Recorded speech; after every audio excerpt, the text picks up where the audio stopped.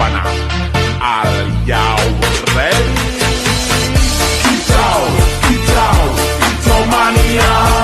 Quitao, quitao, quitomania. Quitao.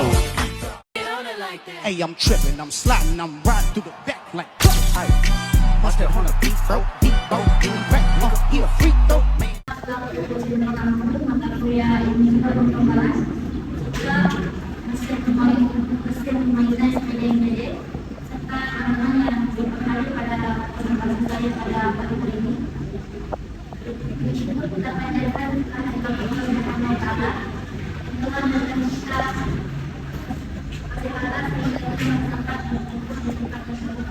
Bergeser kamera kok. dalam kita berikan kepada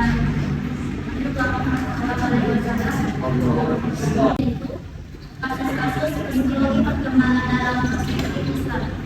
Dalam hal ini ada 6 kasus yang akan dibahas mulai dari anak-anak hingga usia lanjut atau lansia. Baik, langsung pada kasus pertama yaitu krisis identitas remaja. Krisis identitas adalah kesulitan memahami dirinya sendiri, dipengaruhi oleh faktor internal yaitu dalam pendekatan Islam, integrasi spiritual, pemahaman tujuan hidup telah dijelaskan dalam puasa Indi. dan penguatan akhlak dalam pembentukan identitas insan kami. Ada pun strategi pencegahan dalam penelitian dilakukan program makanan ILD yang dikenal yaitu KKI atau Dikasih Usna ini, kasih Usna. Tanya Usna bilang ambil HP. yaitu penerapan nilai kebaikan. Awal mengikuti usia 18 hingga 25 tahun, rentan mengalami kecemasan dan depresi akibat seperti tuntutan akademik, karir, relasi, dan transisi peran. Adapun dampaknya, penurunan produktivitas dan penyebabnya yaitu risiko pada akhir hidup. Adapun solusi dalam perspektif Islam, batas kemampuan manusia. Selanjutnya, kasus yang ketiga yaitu konflik perkembangan dalam pernikahan dan keluarga. Penyebabnya seperti hambatan komunikasi, masalah ekonomi, perbedaan peran dan karakter pasangan. Dalam perspektif Islam, pernikahan untuk mengada rahmah dan sakinah dalam Quran surah Al-Rum, akhlak lembut dan komunikasi adalah kunci dari penyelesaian konflik dalam pernikahan dan keluarga. Adapun pelakunya yang menjadikan keluarga. Kasus yang keempat yaitu perilaku agresif anak dan remaja. Agresif dapat berupa penyakit fisik ataupun mental. Faktornya dapat berupa biologis, keturunan dan lingkungan, lokal dan kenal. Pokoknya perhatian dan kasih sayang memicu perilaku agresif pada anak dan remaja. Dalam perspektif Islam, pengasuhan berdasarkan kasih sayang, teladan orang tua dalam pendidikan karakter. Sesuai dalam hadis menegaskan pentingnya keterbukaan dalam mendidik anak. Kasus yang kelima yaitu kecanduan media sosial di era milenial.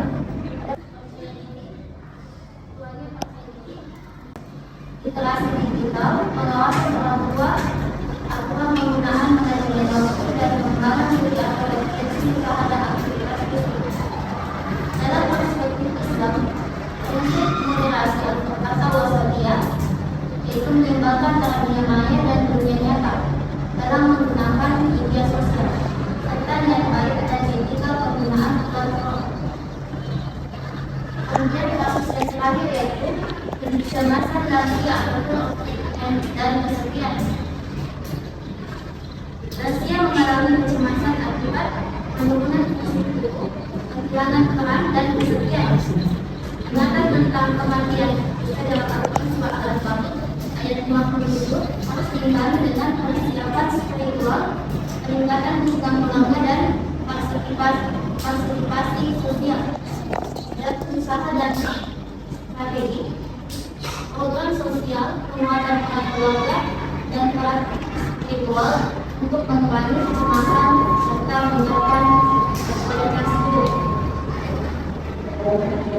Dari kesimpulan, setiap tahap perkembangan manusia memiliki tantangan yang berbeda, mulai dari anak-anak, remaja, dewasa hingga usia tua.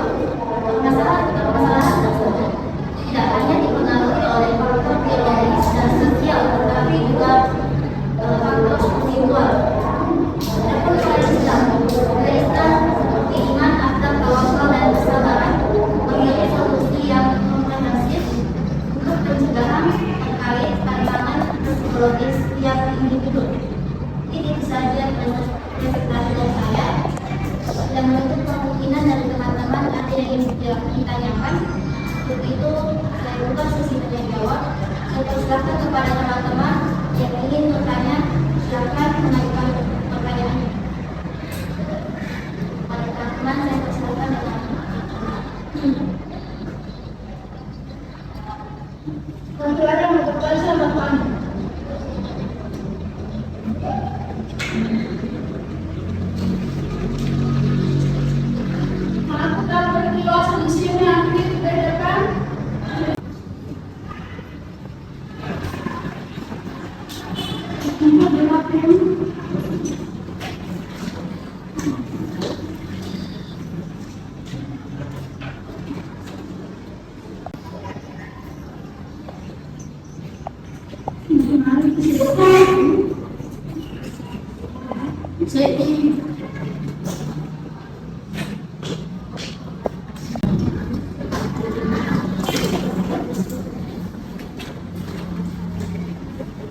Silakan bertanya.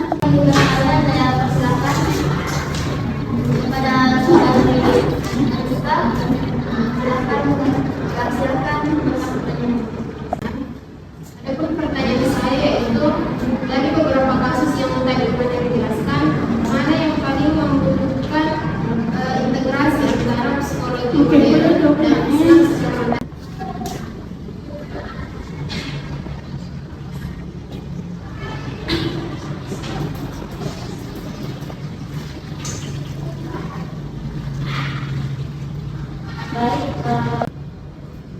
bagaimana kasus mana yang paling membutuhkan penanganan? Menurut saya, dari sekarang kasus ini semuanya membutuhkan penanganan, keseimbangan antara penanganan dari aspek kita dan psikologis yang berbeda.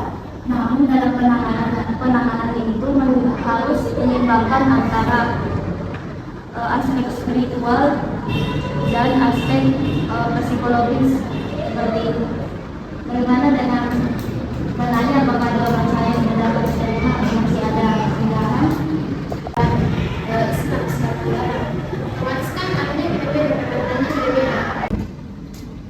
Baik, menurut saya pada kecemasan dan depresi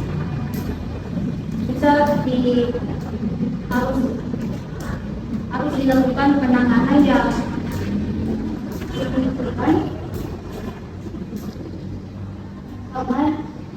Jadi bisa dan putus asa. Mungkin menurut saya itu yang paling membutuhkan. Bagaimana dengan segala? Baik, terima kasih atas jawaban yang luar biasa dari materi. Saya kira saya cukup mengerti dari penjelasan Anda.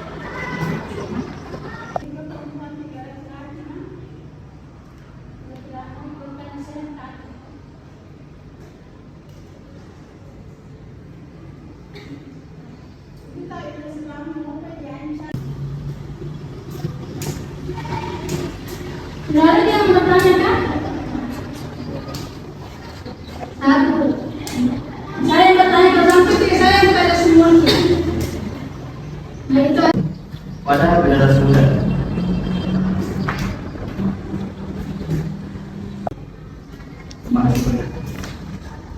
Harus menonton waktu itu. Yang mesti pada apa yang kasih?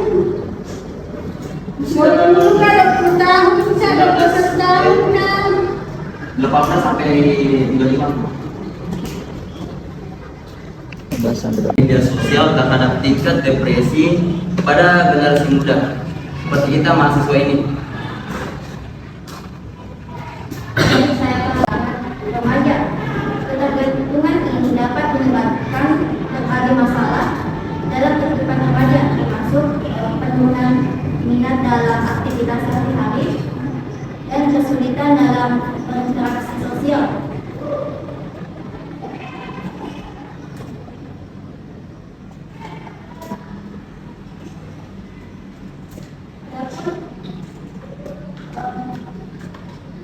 Solusinya dapat berupa manajemen waktu. Bagaimana kita mengurangi penggunaan media sosial, terutama pada dampak negatif media sosial.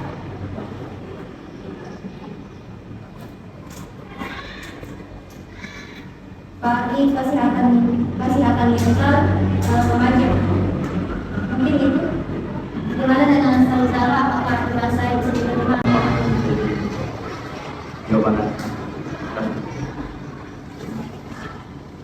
Mungkin dari teman-teman masih terima kasih atas kesempatan yang diberikan. Nah di sini kalau tidak salah di sini saudari mengangkat 6 kasus psikologi. Dari itu saya tanyakan apakah mentok pada 6 kasus ini saja atau masih ada kasus-kasus lainnya? Jika ada, bisa jelaskan, dan menurut saudara solusi apa yang bisa digunakan dengan menggunakan pendekatan perspektif Islam? Saya akan menjawab. Jadi dalam penelitian saya ini,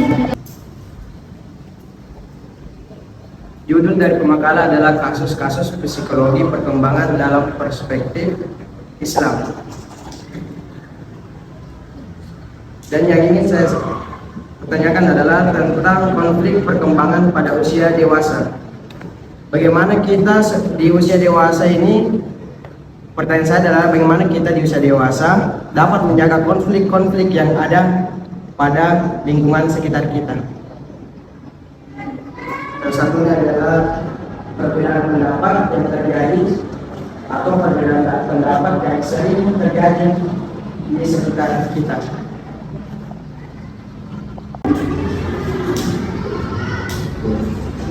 tentang konflik perbedaan pendapat.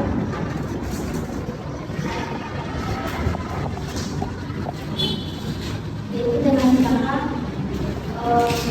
komunikasi dengan baik, bagaimana cara kita dapat menyelesaikan perbedaan pendapat itu dengan komunikasi yang baik, apakah itu menggunakan diskusi seperti diskusi kelas, bagaimana cara kita komunikasi dengan baik sehingga apa yang dapat kita sampaikan dapat diterima oleh teman-teman kita atau dapat menimbulkan solusi dari perbedaan pendapat sehingga didapatkanlah solusi yang dari perbedaan pendapat tadi yang ingin didiskusikan. Jadi kuncinya itu adalah komunikasi yang baik untuk menghasilkan solusi dari perbedaan pendapat itu sendiri. Bagaimana kepada saudara? Apakah jawaban saya masih memerlukan Bukan diskusi,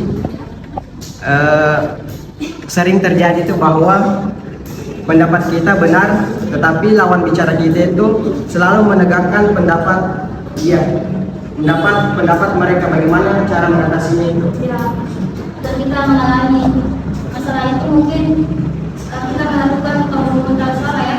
Kita melihat apakah teman-teman kita mana yang lebih banyak dipilih, apakah saudari ini atau saudari ini. Jika sudah didapatkan hasil dari pemungutan suara, mau tidak mau kita harus mengikuti dari sudah disepakati dari awal, kesepakatan yang sudah dilakukan. Baik, terima kasih atas kesempatan yang telah diberikan kepada pemateri. Jadi kalau awal yang berdiskusi itu lebih mudah merasakan kesepian kematian. Karena banyak alasan seperti itu. Tindakan pasangan hidup, menjalin kontak sosial, alasan menghilangkan dan rasa tidak berharga. Nah, menurut pemateri, bagaimana peran keluarga dalam mengurangi kecemasan pada lansia menurut perspektif Islam? Karena yang sering kita tahu, orang yang lanjut usia itu sering mengingat kematian. Begitu. Baik, itu saja, terima kasih. Pada lansia yang seringkali mengingat kematian. Dalam beberapa penelitian memang mengenal fenomena psikologis pada lanjut usia memang seringkali mengalami kecemasan tentang kematian. Dikarenakan beberapa faktor, misalnya pada kondisi fisik mereka yang sedang memburuk, perasaan kesepian, serta penyesalan atas masa lalu. Adapun peran keluarga dalam hal ini yaitu dalam proses pengambilan keputusan keluarga dan mempertahankan peran sosial.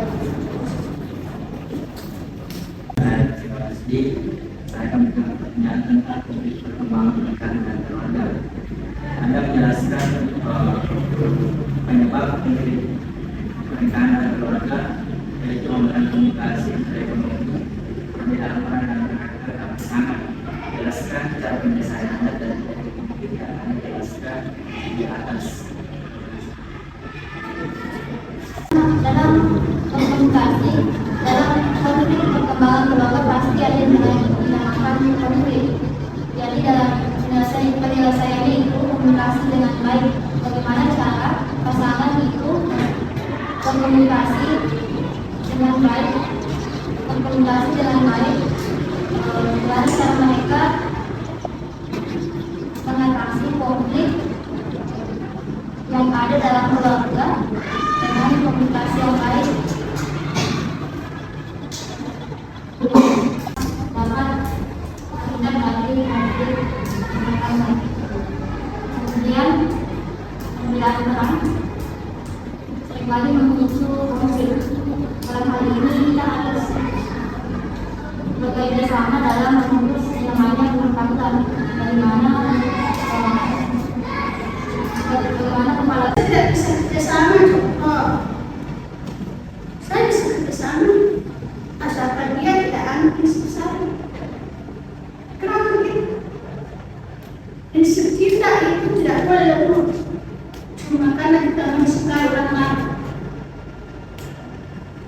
Makanya itu dalam satu game itu, makanya sekarang itu namanya besti.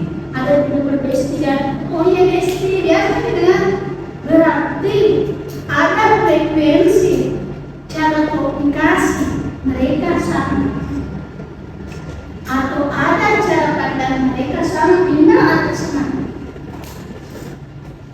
Perempuan satu laki-laki kan sudah berbeda, tidak mungkin sama.